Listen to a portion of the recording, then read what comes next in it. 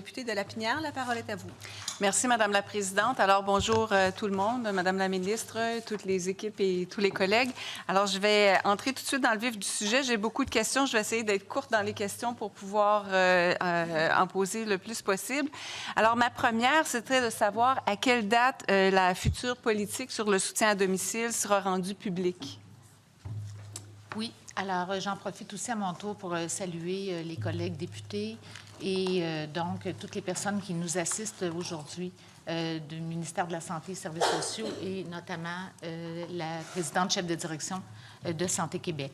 Pour répondre à votre question concernant la politique nationale de soutien à domicile, c'est une politique qui fait partie des recommandations de la CSBE. Nous avons entrepris les travaux il y a quelques mois. Nous avons rencontré plus d'une soixantaine d'instances différentes qui ont déposé des mémoires et nous espérons déposer cette politique d'ici la fin de l'année 2025. Il y aura un grand rendez-vous national en mai prochain, donc dans quelques jours, pour pouvoir continuer de faire des travaux en présentiel avec les différents partenaires. Alors, puisque ce sera rendu public fin 2025, quelle somme vous avez prévue au budget pour la mise en œuvre de la politique de, disons, janvier 2026 jusqu'à mars 2026, jusqu'au prochain budget? Oui, bien en fait, il faut revenir au budget que nous avons qui ont été annoncés au crédit. Alors, vous le savez que le budget en soutien à domicile au Québec est un budget de l'ordre de 2,6 milliards de dollars. Et nous avons aussi le budget en lien avec les programmes aînés de près de 6 milliards de dollars. Donc, c'est clair que dans le budget qui est annoncé cette année, nous allons voir comment nous allons l'utiliser pour rehausser nos services de soutien à domicile. Il faut voir que la politique actuellement, nous avons les ressources nécessaires. Il n'y a pas de budget qui a été attribué à la politique. Ça fait partie du rôle du ministère de la Santé et des Services sociaux de définir les orientations. C'est ce qu'ils sont en train de faire. On le fait en collaboration avec Santé Québec. Mais lorsque la politique sera faite, il y aura un plan d'action, il y aura des objectifs, il y aura donc des indicateurs. C'est comme ça qu'on travaille habituellement et on pourra chiffrer le coût de chacune des mesures qui seront mises en place. D'accord. Donc, je comprends que pour l'instant, jusqu'à la fin de l'exercice financier, ce sera inclus dans le 2,6 milliards en soutien à domicile. C'est inclus dans le budget soutien à domicile. C'est inclus dans le budget du ministère de la Santé et des Services sociaux qui coordonne les travaux. C'est inclus dans le budget du secrétariat des aînés qui participe pour certains volets. Donc, on utilise le budget que nous avons pour déployer, en fait, élaborer la politique nationale de soutien à domicile. On n'a pas ajusté les ressources là, dans ce sens-là.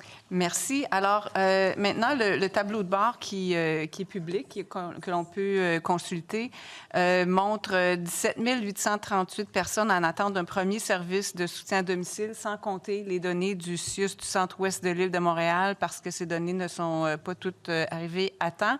Est-ce que ce premier service, là, dans les personnes qui attendent le premier service, est-ce que ce premier service, c'est l'évaluation de la personne et de ses besoins, ou est-ce que c'est réellement un service qui est donné à domicile?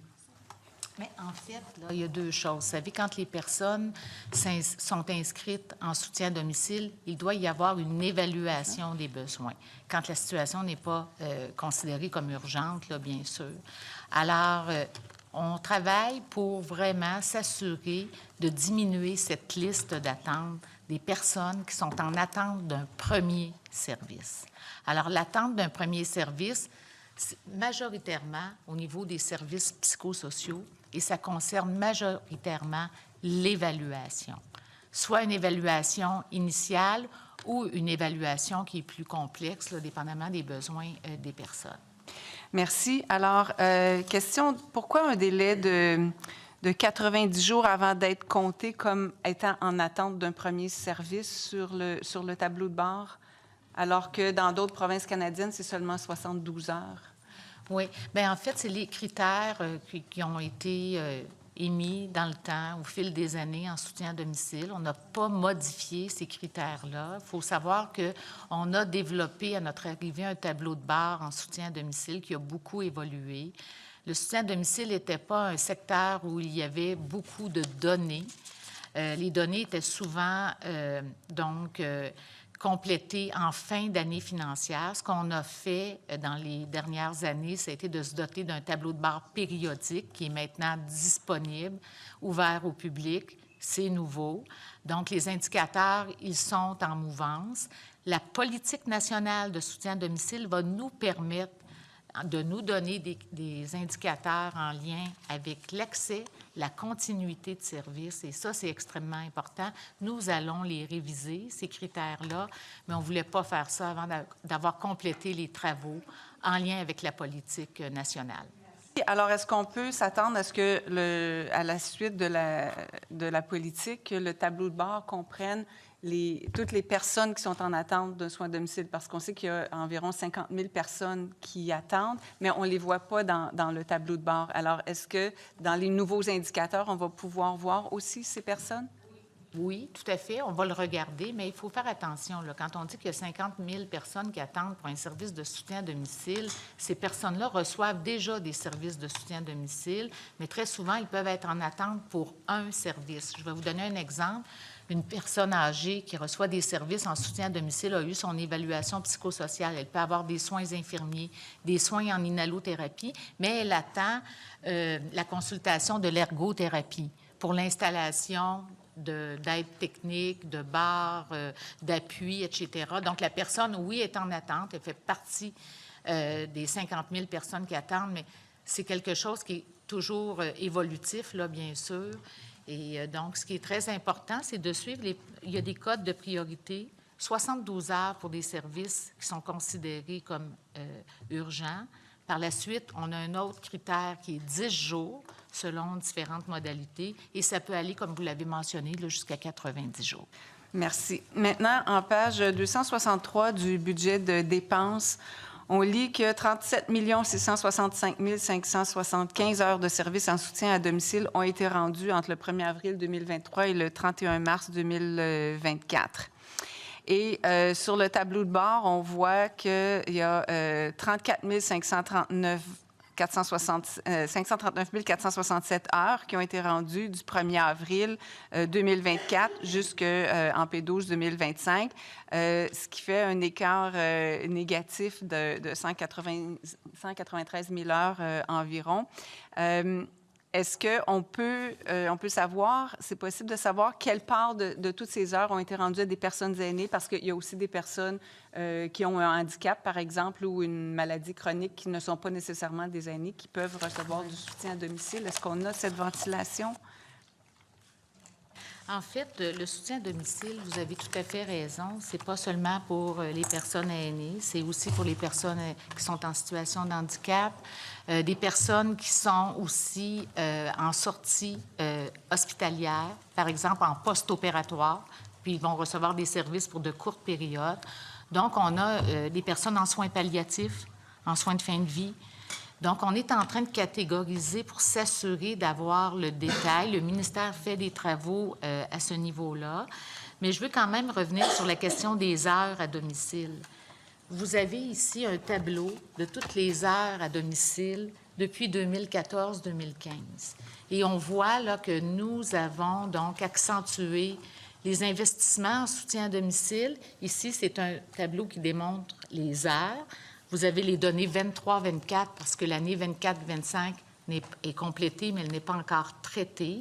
Ce qu'on voit cette année, quand on fait des projections, on voit qu'on approche, là, et la prochaine mise à jour, on aura 24-25, on sera à près de 40 millions d'heures. Donc ça, c'est extrêmement important. Et je voudrais aussi sortir l'autre présentation, donc je ne l'ai pas ici, mais sur le nombre d'usagers en soutien à domicile. Donc, on rejoint, comme je l'ai mentionné, là, près de 400 000 personnes en soutien à domicile. C'est une grande majorité des personnes âgées, bien sûr. Puis c'est là qu'est le grand défi, parce que l'organisation des services de soutien à domicile pour les personnes âgées, c'est pas seulement avec les CLSC. C'est une organisation de services qui se veut aussi complémentaire et communautaire. Donc, avec les entreprises d'économie sociale pour les travaux domestiques, pour le soutien. Je m'excuse, Madame la ministre, est-ce que ça serait possible d'être plus brève dans vos réponses, s'il vous plaît? Oui, tout à fait. Alors, bien, je complète en disant que, bon, on fait l'augmentation de nos heures, ça se traduit par plus de personnes desservies. Donc, on sait que c'est majoritairement des personnes aînées, mais on n'a pas la ventilation exacte ou le pourcentage d'heures, par exemple, pour les aînés. J'ai pas la ventilation, là. Mais on pourrait vous les fournir. J'ai pas ça là, sous la main, là, la ventilation, parce que là, on rentre vraiment à un niveau de gestion peut-être plus opérationnel. Alors, ce qu'on suit dans le tableau de bord, c'est plus le nombre de personnes desservies, le nombre d'heures, les investissements qui sont faits. D'accord. Maintenant, en tout cas, je n'ai pas entendu parler récemment du projet pilote de guichet unique pour les aînés dans les CLSC. Ça avait été annoncé en mai 2024. Selon ce qui est indiqué dans la fierté de vieillir, c'est quelque chose qui est dans le plan stratégique 23-27 du ministère de la Santé et des Services sociaux et c'est prévu pour juin 2025. Alors, ma question, est-ce que c'est quelque chose qui va entrer effectivement en vigueur ou qui va être en œuvre plutôt dès juin 2025? On a fait des différents projets en lien avec le guichet d'accès en lien avec les CLSC. Il y a 7 projets pilotes actuellement qui sont en cours dans différentes régions du Québec, notamment du côté ici de Capitale-Nationale, du côté des Laurentides, donc et dans d'autres régions. Vraiment, il y a des leçons apprises intéressantes qu'on est en train de répertorier. L'objectif est vraiment de pouvoir s'appuyer sur ces bonnes pratiques qui sont en train d'être élaborées, vraiment des choses extrêmement intéressantes. Le 14 mai, je crois, c'est là qu'on fera notre événement pour la politique nationale de soutien à domicile. D'ailleurs, il y aura des partenaires qui ont participé à ces différents projets qui viendront témoigner de leur expérience. Donc, on avance dans ce sens-là pour s'assurer qu'au moment où on déposera la politique nationale de soutien à domicile, on sera en mesure de déployer ces bonnes pratiques partout au Québec. Mais là, on est vraiment en projet pilote dans cette région du Québec. Pas avant l'année prochaine, probablement, que ce sera mis en œuvre. Maintenant, est-ce que, parce que le réseau des ESSAD contribue à plusieurs heures de soutien à domicile, est-ce que vous envisagez d'étendre le PEFSAD à des prestataires de services de soutien à domicile autres que les ESSAD? Je ne peux pas vraiment vous répondre aujourd'hui parce que oui, effectivement, là, il y a des partenaires qui viennent de d'autres catégories d'entreprises. On travaille actuellement avec les ESSAD. C'est près de 100 000 personnes au Québec là, qui reçoivent des services de soutien à domicile par les entreprises d'économie sociale en soutien à domicile qui font un travail extraordinaire qu'on finance et qu'on souhaite qu'ils se développent. Maintenant, la réflexion en lien avec le rôle des autres partenaires qui interviennent en soutien à domicile, elle n'est pas complétée. Elle est en train de se faire dans le cadre de nos travaux en soutien à domicile. Puis j'en profite pour vous mentionner qu'on n'est pas en train d'ouvrir l'ensemble de ces services-là aux entreprises privées. Alors ça, c'est important de le mentionner. On mise sur nos ESSAD. Les entreprises privées qui gravitent en soutien à domicile peuvent avoir un rôle à jouer, mais il faut regarder la mécanique en lien avec ça. D'accord. Maintenant, est-ce que vous comptez élargir le panier de services qui est admissible au PEFSAD pour inclure le SAPA, le RIPI, les menus travaux dans le cadre des ESSAD? Oui, c'est ce qu'on est en train d'examiner. On travaille avec le regroupement des ESSAD. On sait que le PEFSAD, c'est un programme qui est fort apprécié. Maintenant, il peut continuer de se développer et il pourrait être fort utile pour le RIPI, notamment, et aussi le soutien à la personne. À l'étude des crédits 2023 et aussi en 2024, vous m'aviez dit que d'abord en 2023 que vous trouviez que c'était une excellente idée d'améliorer l'accès au crédit d'impôt pour maintien à domicile des aînés en l'appliquant directement sur la facture des usagers à travers une collaboration avec les ESSAD et Revenu Québec. Et l'an dernier, vous m'aviez dit que tout un travail était fait avec les différents partenaires, dont le réseau des